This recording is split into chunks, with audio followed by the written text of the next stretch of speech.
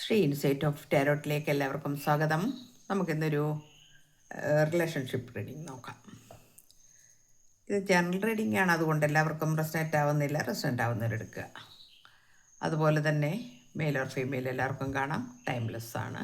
Okay, channel subscribe ചെയ്യാത്തവരുണ്ടെങ്കിൽ ചെയ്യണം. എന്നിട്ട് അത് ലൈക്ക്, കമൻറ്റ്, ഷെയറൊക്കെ ചെയ്യണം കേട്ടോ.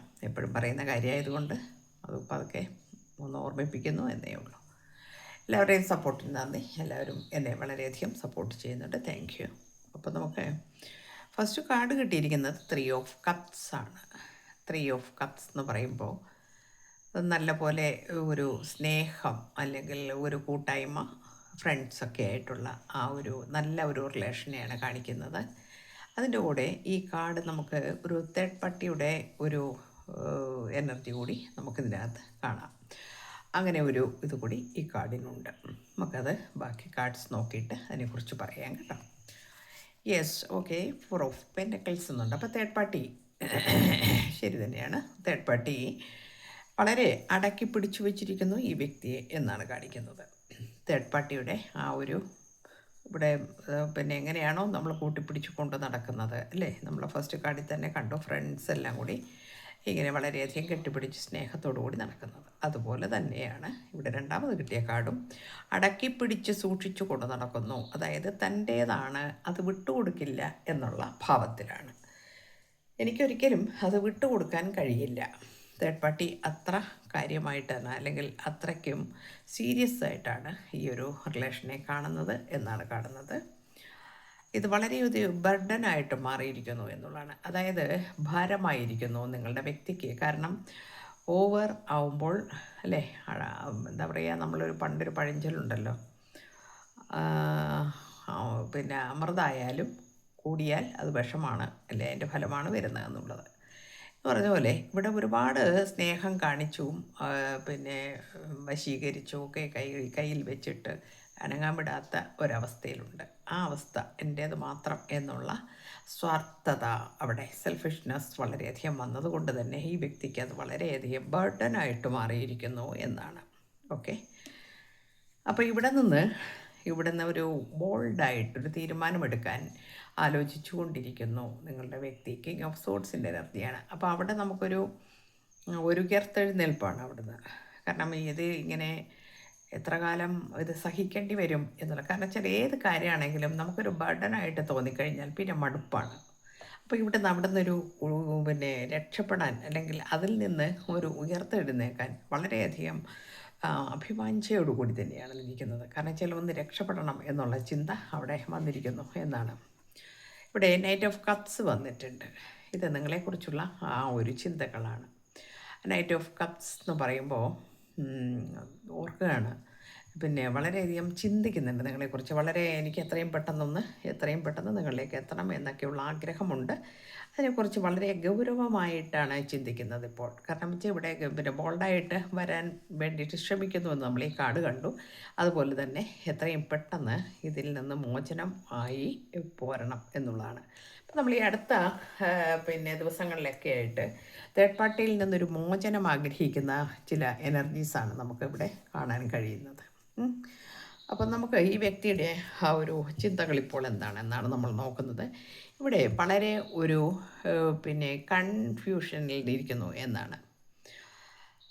അപ്പോൾ ഇപ്പോൾ നിങ്ങളുടെ അവസ്ഥ എന്താണ് എന്നാണ് ഈ വ്യക്തി ചിന്തിക്കുന്നത്. ഈ വ്യക്തിക്ക് പിന്നെ പറയാനുള്ളത്, എനിക്കിപ്പോൾ അൺക്ലിയറാണ്. എന്താണ് അൺക്ലിയർ ആകുന്നത്? എന്താണ് നമ്മളുടെ സ്റ്റാൻഡ്, അല്ലെങ്കിൽ നമ്മളിത് ഏത് രീതിയിൽ കൊണ്ടുപോകാൻ കഴിയും? കാരണം വെച്ചാൽ ജീവിതത്തിൽ ഒരു വിശ്വാസം നഷ്ടപ്പെട്ടു കഴിഞ്ഞു ഇവിടെ എന്നുള്ളതാണ്. അപ്പോൾ നിങ്ങൾക്കിവിടെ വിശ്വാസം നഷ്ടപ്പെട്ടു കഴിഞ്ഞു. സോറി, എനിക്ക് കുറച്ചൊരു കോൾഡ് പ്രശ്നമുണ്ട് കേട്ടോ.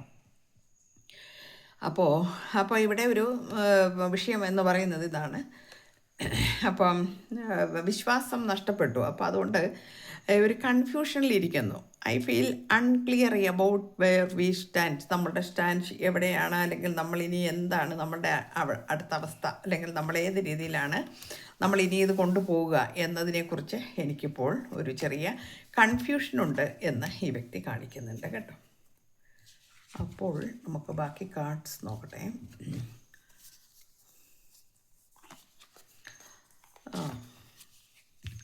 റിഗ്രറ്റ് ഉണ്ട്, നല്ലതുപോലെ റിഗ്രറ്റ് കാണിക്കുന്നുണ്ട്. റിഗ്രറ്റാണ്, കാരണം വെച്ചാൽ വളരെ പശ്ചാത്താപവും ഇപ്പോൾ ഉണ്ട്. ഈ വ്യക്തി വളരെയധികം പശ്ചാത്തപിക്കുന്നു ഇപ്പോൾ. കാരണം എന്താണെന്ന് വെച്ചിട്ടുണ്ടെങ്കിൽ അറിയാനും അറിയാതെയാണെങ്കിലും വന്നു പോയതായിരിക്കാം. എങ്ങനെ വന്നതാണെങ്കിലും ശരി, ഇനി മനഃപൂർവ്വം വന്നതാണോ ഒന്നും പറയാൻ കഴിയില്ല. അത് എങ്ങനെ വന്നതായാലും ഈ ഒരു കാര്യം സംഭവിച്ചതിൽ ഈ വ്യക്തി ഇപ്പോൾ വളരെയധികം പശ്ചാത്തപിക്കുന്നു എന്നാണ് കാണുന്നത്. ഓക്കെ,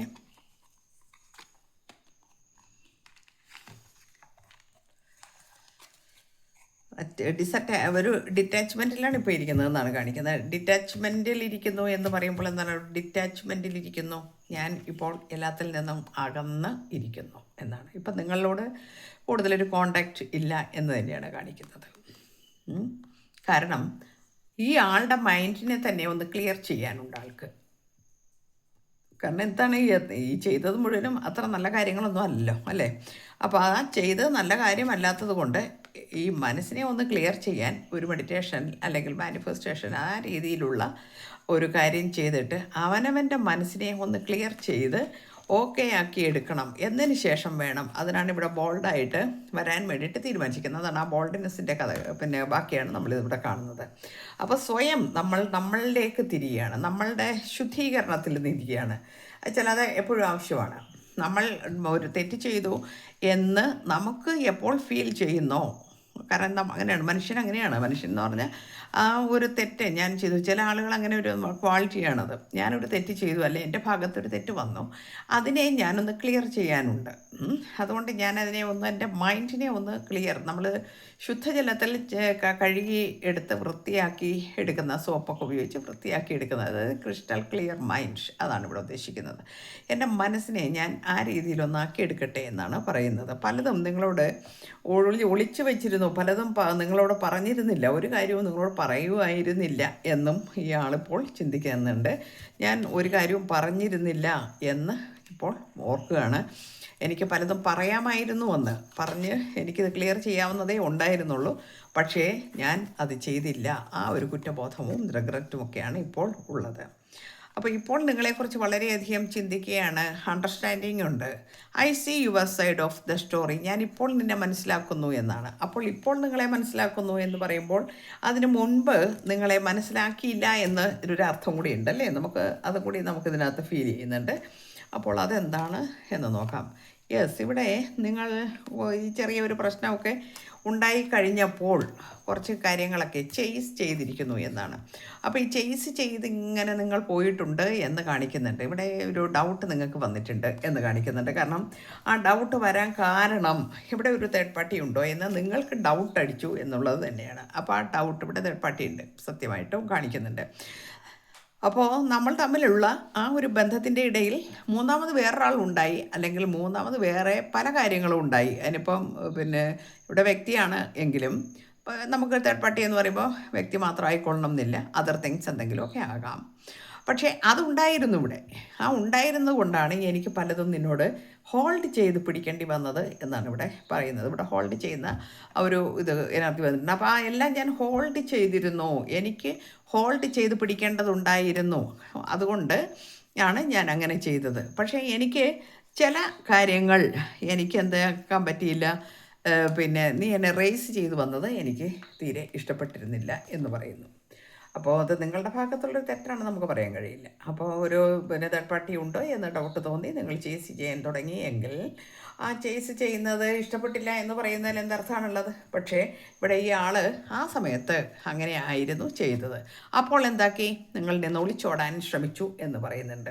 ഞാൻ ആ സമയത്ത് നിന്നിൽ നിന്നെല്ലാം ഒളിച്ചോടി. ഇതൊക്കെ ചിന്തിക്കുന്നതാണ് കേട്ടോ, നിങ്ങളോടിങ്ങനെ പറയുകയല്ല, നിങ്ങളോടിങ്ങനെ ചിന്തിക്കുകയാണ്. ഞാൻ ഇങ്ങനെയൊക്കെ ആയിരുന്നു, എനിക്ക് കുറച്ച് കാര്യങ്ങൾ എനിക്ക് ഇങ്ങനെയൊക്കെ വന്നിട്ടുണ്ട് എന്ന് ആൾ ഇങ്ങനെ ചിന്തിക്കുകയാണ്. പിന്നെ സ്വയം പറയുകയാണ്, I mess up the good things in my life sometimes എന്ന് പറയുന്നുണ്ട്. അപ്പോൾ എന്താണെന്ന് വെച്ചാൽ ഞാൻ കുറച്ച് എനിക്ക് നല്ല കാര്യങ്ങളൊക്കെ വരുമ്പോഴല്ലെങ്കിലും പൊതുവേ ഇതുള്ളതാണ്, നമ്മളിങ്ങനെ സ്വാഗതം ചെയ്യുക എന്നതിനെ പറയും അല്ലേ? നമ്മൾ സ്വാഗതം ചെയ്യുക. സ്വാഗതം ചെയ്യുക എന്ന് പറഞ്ഞാൽ എന്താണ്? നമ്മൾ സ്വന്തം ചിന്തിക്കുകയാണ്. ഗതം ചെയ്യുക എന്ന് പറഞ്ഞാൽ നമ്മൾ അതിനെ ഇങ്ങനെ ആലോചിച്ചു കൊണ്ടേ ഇരിക്കുന്നു, ചിന്തിക്കുന്നു. എന്താണ് ചിന്തിക്കുന്നത്? എനിക്ക് എൻ്റെ ജീവിതത്തിൽ വന്ന ഇപ്പോഴുള്ള ഈ ഒരു കണ്ടീഷൻ അല്ലെങ്കിൽ ഈ ഒരു അവസ്ഥയ്ക്ക് കാരണക്കാരൻ ഞാൻ തന്നെയാണ്. കാരണം വെച്ചാൽ എനിക്ക് ഇങ്ങനെയുള്ള പ്രശ്നങ്ങൾ വന്നു. അതിനിടയിൽ നിങ്ങളോട് പല രീതിയിൽ മോശമായി പെരുമാറിയിട്ടുണ്ട്. അതിലാണ് ഇപ്പോൾ പശ്ചാത്താപവും വിഷമവും ഒക്കെ തോന്നിയിരിക്കുന്നത് എന്നാണ് പറയുന്നത്. അപ്പോൾ ഫോർഗിവ്നെസ് പറയുന്നുണ്ട്. അപ്പോൾ ഈ നന്നായിട്ട് ക്ഷമ ചോദിക്കുന്നുണ്ട് കേട്ടോ. ക്ഷമ ചോദിക്കുക എന്ന് പറഞ്ഞാൽ അത് ഈശ്വരനോടാണ്. ഈശ്വരനോട് നല്ല രീതിയിൽ ക്ഷമ ചോദിക്കുന്നുണ്ട്. ഏതായാലും അത് നല്ല കാര്യമാണ്. അപ്പം ക്ഷമ ചോദിക്കുന്നുണ്ട്, സങ്കടങ്ങൾ പറയുന്നുണ്ട്. അപ്പോൾ ഇയാൾ വളരെയധികം ദുഃഖം അനുഭവിക്കുന്നു ഇപ്പോൾ എന്നാണ്. എങ്ങനെ ദുഃഖം അനുഭവിക്കുന്നു എന്ന് ചോദിച്ചാൽ നിങ്ങളെ പിരിയേണ്ടി വന്ന സന്ദർഭത്തെക്കുറിച്ച് ചിന്തിച്ചുകൊണ്ടാണ് ഇപ്പോൾ ദുഃഖം അനുഭവിക്കുന്നത്. കാരണം വെച്ചാൽ നിങ്ങൾ എന്ന് പറയുന്ന വ്യക്തി ആരായിരുന്നു എന്ന് വ്യക്തമായി അറിയാം. എന്നിട്ട് പോലും ഇവിടെ സിംഗിൾ ഫാമിലി എല്ലാം ഉണ്ട് കേട്ടോ. എക്സ്ട്രാ മാരിറ്റൽ എല്ലാ ബന്ധത്തിനെയും നമുക്കിവിടെ കാണിക്കുന്നുണ്ട്. അപ്പോൾ അങ്ങനെയുള്ള ഒരു അവസ്ഥയിൽ ഞാൻ എന്ത് ചെയ്തു? എൻ്റെ ഭാഗം ക്ലിയർ ആക്കാൻ വേണ്ടി ഞാൻ പലതും ഞാൻ ചെയ്തു. ഞാൻ ക്ലിയറാണ് എന്ന് കാണിക്കുവാൻ വേണ്ടിയാണ് ഞാൻ അന്ന് അങ്ങനെയൊക്കെ ചെയ്തത്. അത് എനിക്ക് ഇപ്പോൾ വളരെയധികം വേദന തോന്നുന്ന വിഷയങ്ങളുണ്ട് എന്നാണ്. ഇവിടെ ഡേ ഡ്രീമിങ് കാണിക്കുന്നുണ്ട്. നിങ്ങളെക്കുറിച്ച് ഇപ്പോൾ വളരെയധികം പകൽ കിനാക്കളൊക്കെ കാണുന്നുണ്ട്. എങ്ങനെ സ്വപ്നം കാണുന്ന മാതിരിയാണ്. പകൽ കിനാക്കളൊക്കെ കാണുന്നുണ്ട്. I want to have equal give and take. വീണ്ടും പറയുന്നു, എനിക്ക് ഈക്വലായിട്ടുള്ള ആ ഒരു ഗിവ് ആൻഡ് ടേക്ക് വേണം. നമ്മൾ പണ്ട് ഇരുന്ന മാതിരി എല്ലാ റണ്ണറും ചേസറും ഒക്കെ മാറ്റിയിട്ട് നമുക്ക് ഈക്വലായിട്ടുള്ള ആ ഒരു ബന്ധം നല്ല രീതിയിൽ കൊണ്ടുപോകണമെന്ന് ഞാൻ ആഗ്രഹിക്കുന്നു എന്ന് പറയുന്നുണ്ട്. അതുപോലെ തന്നെ ഇവിടെ ഡെസ്റ്റിനിയാണ് എന്ന ആൾ തിരിച്ചറിഞ്ഞിരിക്കുന്നു എന്നാണ്. അപ്പോൾ കുറച്ച് ഫൊർഗീവ് ചെയ്യാനും കുറച്ച് മെഡിറ്റേഷനിലിരിക്കാനും കുറച്ച് പ്രാർത്ഥിക്കാനും ഒക്കെ തുടങ്ങിക്കഴിഞ്ഞപ്പോൾ അതിൻ്റെ റിസൾട്ട് വന്നിരിക്കുന്നു എന്നാണ് നമുക്കിവിടെ കാണുന്നത്. ഇവിടെ ഒരു ന്യൂ ചാപ്റ്റർ തുടങ്ങാനാണ് ആഗ്രഹിക്കുന്നത്. I am trying to move on. എന്താണ് I am trying to move on എന്ന് പറഞ്ഞാൽ മറ്റ് ആ കാര്യങ്ങളിൽ നിന്ന്, അതായത് ഇപ്പോൾ നടന്നുകൊണ്ടിരിക്കുന്ന ആ പ്രശ്നങ്ങളിൽ നിന്നെല്ലാം മൂവ് ഓൺ ചെയ്തൊരു പുതിയ വഴിയിലേക്ക് നമുക്ക് കടക്കണം എന്നാണ് ഞാനിപ്പോൾ ആഗ്രഹിക്കുന്നതെന്ന് പറയുന്നുണ്ട്. റിയൂണിയൻ വരാൻ പോകുന്നു നിങ്ങൾക്കെന്ന് പറയുന്നുണ്ട്. അതുപോലെ തന്നെ കോൺവെർസേഷനാണ് കേട്ടോ. കോൺവെർസേഷൻ ആഗ്രഹിക്കുന്നുണ്ട്. എനിക്കൊന്ന് സംസാരിക്കണം നിന്നോട് എന്ന ആഗ്രഹമുണ്ട്. നീ ഏത് രീതിയിൽ അത് എടുക്കും എന്ന് എനിക്കറിയില്ല.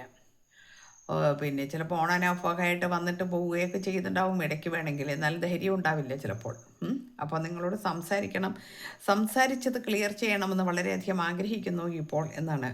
അപ്പോൾ പിന്നെ പറയുന്നുണ്ട്, സ്വാഗതം തന്നെയാണ്. റിയൂണിയൻ ആഗ്രഹിക്കുന്നുണ്ട്. We will always come back to each other. നമ്മൾ